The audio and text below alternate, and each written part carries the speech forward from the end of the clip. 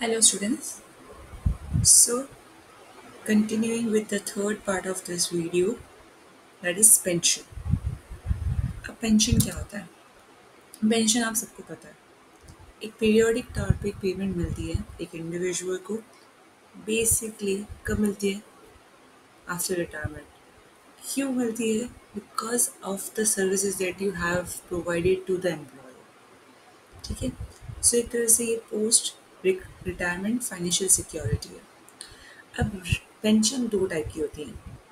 एक होती है टैक्स के हिसाब से अनकम्यूटेटेड पेंशन और एक होती कम्यूटेटेड पेंशन। अनकम्यूटेटेड पेंशन जैसे मीनिंग दी हुई है कि रेगुलर पीरियोडिक पेंशन पेमेंट मिलेगी एक इंडिविजुअल को मंथली बेसिस पे रिटायरमेंट के बाद। ठीक है, एक तरह से उसका इनकम फ्लो रहेगा एक तरह से।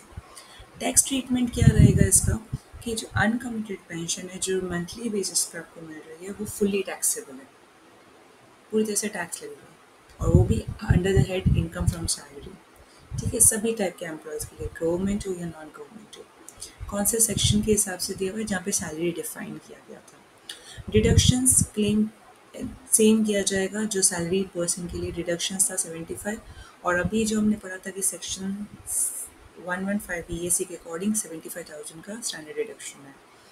टीडीएस एप्लीकेबल होगा अनकम्यूटेड पेंशन पे अंडर सेक्शन 172, और जो बैंक है एंड एम्प्लॉयर है डिस्बर्सिंग अथॉरिटी वो रिस्पॉन्सिबल रहेंगे इसके लिए। नेक्स्ट आता है कम्यूटेटेड पेंशन। उसमें क्या था? अनकम्यूटेटेड में मंथली बेसिस पर आपको मिल रहा है एक रेगुलर पेमेंट के तौर पे, एक स्टैंडर्ड फ्लो के तौर पे आपको हर महीने मिल रहा है।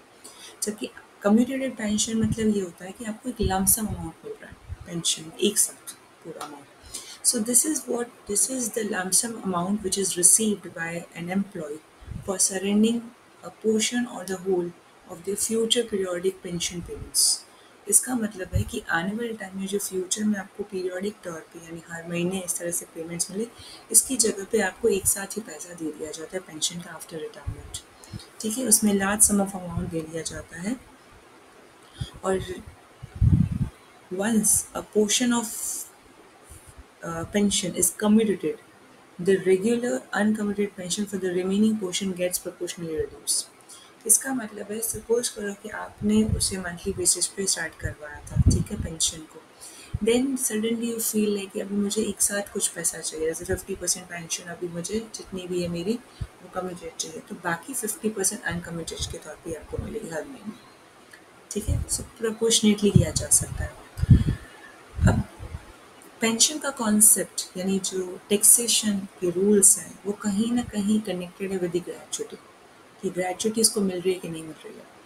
सो सबसे पहले टैक्स ट्रीटमेंट के तौर पे हमें देखना है कि वो गवर्नमेंट एम्प्लॉय है कि नॉन गवर्नमेंट है। अगर वो गवर्नमेंट एम्प्लॉय दैट मीन्स कि वो central government, state government, local authority, स्टेटरी corporation के अंदर एम्प्लॉयज़ होगा। ठीक है, सो कम्यूटेटेड पेंशन अगर एक गवर्नमेंट एम्प्लॉय को मिलती है कम्यूटेटेड, ठीक है, अनकम्यूटेड तो फुल्ली टैक्सेबल है, लेकिन कम्यूटेटेड पेंशन अगर गवर्नमेंट एम्प्लॉय को मिलती है तो फुल्ली एक्सेप्टेड रहेगा। अब रही बात आती है कि नॉन गवर्नमेंट एम्प्लॉयज़ का क्या। सो नॉन गवर्नमेंट एम्प्लॉयज़ के लिए ये है कि कम्यूटेड पेंशन जो उनको मिलती है वो पार्शली एग्जम्प्टेड है। पार्शली मतलब एक लेवल तक, एक स्टैंडर्ड तक एग्जम्प्टेड है, टैक्स माफ है, उसके बाद टैक्स लगेगा। लेकिन वो डिपेंड करता है कि आपको ग्रेचुटी मिलती है कि नहीं मिल रही है। ठीक है, सो अगर ग्रेचुटी मिली है, if the employ receives the gratuity, so आपको पेंशन जितनी मिली है उस पेंशन में से 1/3 of the total commutable pension जितनी भी होगी उसका 1/3 एग्जम्प्टेड होगा, यानी माफ होगा, बाकी पे टैक्स लगेगा।